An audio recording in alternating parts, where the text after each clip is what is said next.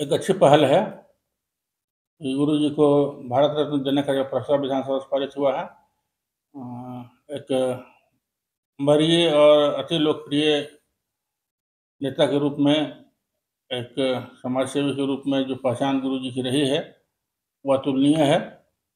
और इसलिए जो प्रस्ताव आया है भारत रत्न देने का, वो बहुत ही उत्तम प्रस्ताव है। अच्छा प्रयास इसको कहेंगे विधानसभा से सर्वसम्मत से पारित होना, और मिलना चाहिए, क्योंकि जो छाप इन्होंने छोड़ा है सामाजिक स्तर पर, राजनीतिक स्तर पर, और झारखंड के वरीय नेता के रूप में जो ख्याति प्राप्त किया इन्होंने, तो उस आधार पर इनको गुरु जी को मिलना चाहिए भारत रत्न। इसके अलावा सबका अपना अपना महत्व है, लेकिन वर्तमान परिप्रेक्ष्य में गुरु जी को भारत रत्न मिले, ये सबकी मंशा है, और निश्चित रूप से इनको ये अवसर मिलना चाहिए।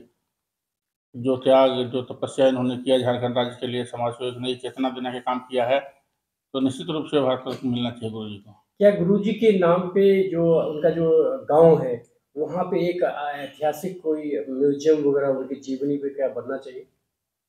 देखिए, सरकार सोच सकती है इस पर। सरकार को गंभीरता से सोचना चाहिए, उनके स्मृति में कुछ न कुछ ऐसी धरोहर का निर्माण हो जो आने वाली पीढ़ी याद करे उनको। और आज के दिन में रिम्स पर जो ओवरबर्डन है उसको कम करने के लिए आवश्यक है कि रिम्स 2 का निर्माण हो, ताकि जो अत्यधिक भार जो अभी रिम्स पर है, कहीं भी कुछ होता है सीधा रिम्स से रेफर होता है, और आज की स्थिति ये है कि ओवरबर्डन है रिम्स पर। तो रिम्स 2 का निर्माण सरकार की एक अच्छी पहल है, बनना चाहिए। और जो रैयतों की समस्या है उस पर सरकार को गंभीरता से विचार करते हुए उसका कोई ठोस निर्णय लेना चाहिए, ताकि निर्माण भी हो और रैयतों को भी सुविधा मिल जाए। नहीं, देखिए, रांची और आसपास में बनना चाहिए, क्योंकि रांची राजधानी है और यहाँ ओवरबर्डन है। जैसा कि हम लोग देखते हैं कि कई बार लोगों को बेड नहीं मिल पाता है, इतना अत्यधिक वहाँ पर बोझ है। राज्य के सभी हिस्सों से लोग अभी भी वहाँ आते हैं, यद्यपि कई मेडिकल कॉलेज खुले हैं, उसके बावजूद अभी रिम्स पर बहुत ज़्यादा भार है, और इसको कम करने की आवश्यक है कि रिम्स 2 का निर्माण हो। और ये बनने से झारखंड के लोगों को स्वास्थ्य की सुविधा पर्याप्त रूप से मिल सकेगी। तो सरकार को जो भी विषय बीच में आ रहा है उस पर सहानुभूतिपूर्वक विचार करते हुए और उसके आने वाली समस्याओं को दूर करते हुए निर्माण का काम जल्दी से जल्दी होना चाहिए। संविधान संशोधन 130 आया है, और ये भारतीय जनता पार्टी का जो रुख रहा है शुरू से गैर भाजपाई दलों के प्रति, तो उनकी मंशा शुरू से ही नहीं रही है। अनावश्यक मामले में भी बेवजह भी लोगों को परेशान करने का जो उनका रहा है, जो सरकार की एजेंसियां हैं उसके माध्यम से, तो कहीं ना कहीं आशंका ये बिल्कुल वाजिब है।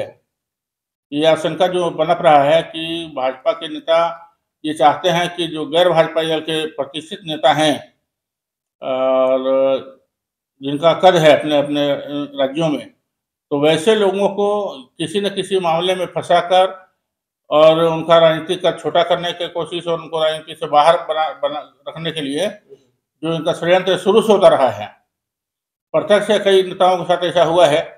तो यह जो संविधान संशोधन अगर हो गया तो निश्चित रूप से भाजपा की जो मंशा है उसके अनुसार लोगों को परेशान करने की कार्रवाई होगी। ये आशंका जो है वो निर्मूल नहीं है। इस पर गंभीरता से विचार करने की जरूरत है कि 30 दिन के अंदर किसी को भी किसी केस में कोर्ट अगर नहीं देता है बेल, तो उसको पद छोड़ना ये कहीं से उचित नहीं है।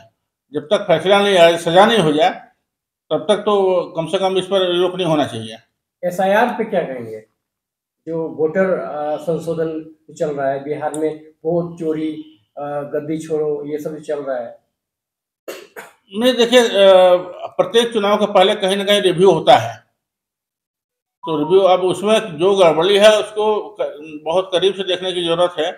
कई जगहों पर ऐसा पाया जाता है कि एक व्यक्ति का 2 जगह 3 जगह नाम है, कुछ ऐसे लोगों का भी नाम उसमें चढ़ जाता है जो नहीं है आज के दिन में। तो इस पर बहुत सावधानीपूर्वक देखने की जरूरत है। लोकतंत्र की रक्षा अति महत्व का चीज है, और ऐसा होना चाहिए। देखिए, ये सच्चाई है कि जो त्रुटि है उसका निराकरण होना चाहिए। वोटर लिस्ट में जो त्रुटियां हैं उसको बहुत नजदीक से देखते हुए उसका संशोधन होना चाहिए, और गलत लोगों का जो नाम है उसको नाम छटनी भी होना चाहिए। जिस प्रकार से बाहरी लोगों का वोटर लिस्ट में नाम चढ़ जाना, घुसपैठियों का चढ़ जाना, ये गलत है। इससे कहीं ना कहीं लोकतंत्र को खतरा है। तो संशोधन हो, लेकिन सही तरीके से हो।